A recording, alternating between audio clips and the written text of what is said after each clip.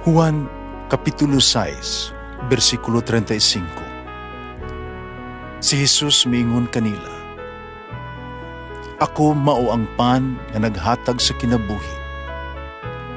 Ang muari kanako dili nagayod gutumon, ug ang mutuo kanako dili nagayod uhawon." Pan sa kinabuhi.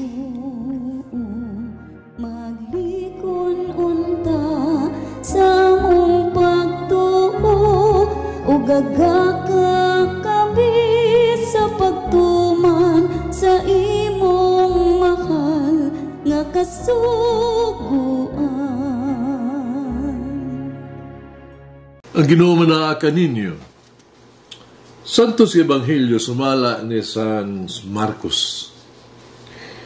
Sa Jesus miingon siya mga tinunan, "Panlakaw kamo sa tibuok kalibutan, isangyaw kini maayong balita ngadto sa tanang mga tao. Ang matuo, umabunyagan, maluwas. Pandili mutuo, silutan. Kung kini nga mga timaan sa gahong, mga batunan nila nga mutuo. Sa kungalan, mahingilin sila mga yawa. Manulti sila laing-laing mga sinultihan. Kung makakupot sila mga halas o makainom sila hilo, dili sila maunsa. Itapion nila ang ilang mga kamot sa mga masakiton o mga ayo sila." Ang Ebanghelyo sa Ginoo. Pasalamati ang Ginoo kay siya maayo, ang iyang gugma mulungtad hangtod sa kahangturan.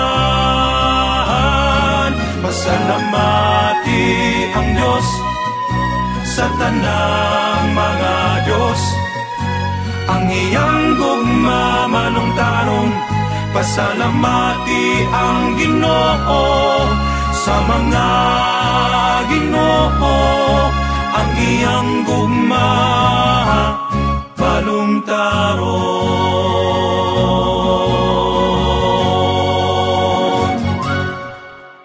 Gisaulog karon sa simbahan ang dumano o kapistahan ni San Pablo ay ang pagkakabig, the conversion of St. Paul. Ang pagbasa karong adlaw napuno og kahibulungan kay mga butang.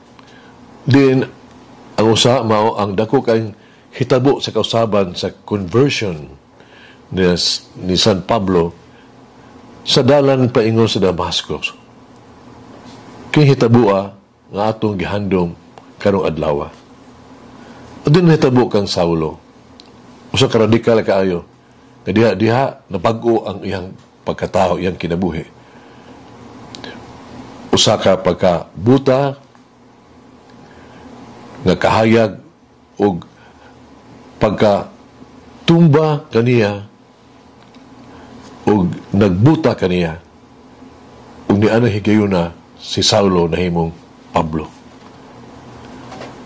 Ang naglutos nahimo nga karon nga misyonero dapig og alang sa iyang gilutos. Sa ingon, ang paghitabo sa pagbag-o mao ang bahin sa iyang kausaban o conversion. Ang mga Buddhist naghisgot og kanang sa Satori. Usa ka pasabot kini usa ka kalit kaayang kausaban ba? Radical change nga adunay malungtarong epekto sa kinabuhi sa usa ka tawo.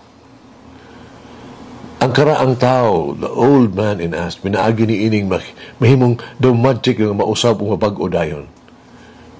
Usa kalit lang, o usa nga dili na sama na ta kaniadto. We have changed. Ang kasinatian tingali sama sa kang Archimedes ba? Kinsa, usa ka higayon nga wala ni Adam ha, nakadawa siya og kalandagan nga iyang gikinahanglan. Hinungdan nga siya nakatuaw sa pag-ingon, Eureka! Usa ka singgit nga atong madungog hangtod karon. Kana ug ang kadaghang higayon nga mas kahibulungan pa kani ana mo ang gutlo sa pagkabig or conversion of St. Paul. Ikan sa usa ka paglutos ngadto sa usa ka misyonaryo ni Kristo, epekto kini sa iyang pagkakabig, conversion diya sa dalan paingon sa Damascus. Sa kadiadto, si Pablo nailhan ng isip apostol sa mga hintil.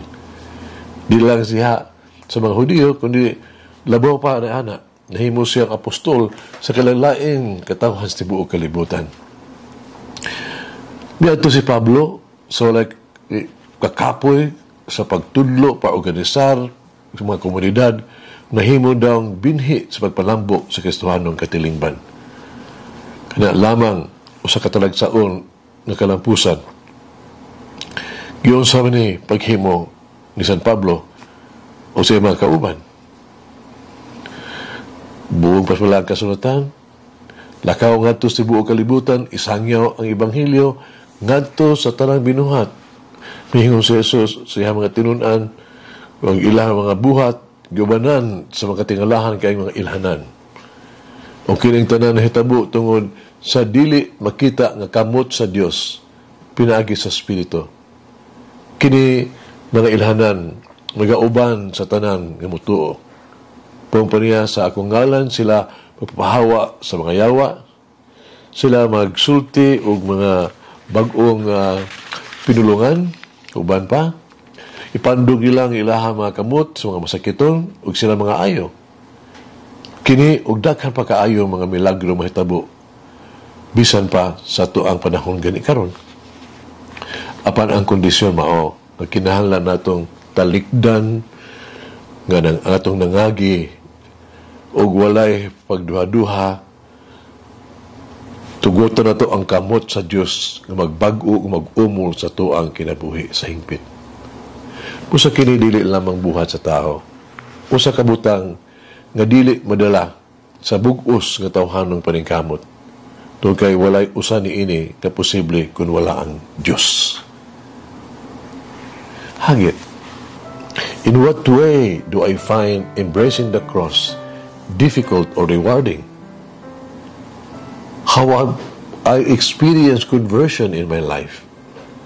In what areas of my life do I need conversion? Mag-ampo kita. San Pablo Apostol, pray for us. Especially, pray for the conversion of sinners. Mama Mary, guide me as I spread the good news to others. Manangin ang Diyos magagahom sa tanan, Amahan, Anak, Espiritu Santo. Amen. May the Lord of the divine mercy bless us all, heal us from all diseases and suffering. Ayun unta niya kita, tanang mga sakit na sa lawas o sa kalag, body and soul. In the name of the Father, the Son, and of the Holy Spirit. Jesus, I trust in you. Amen.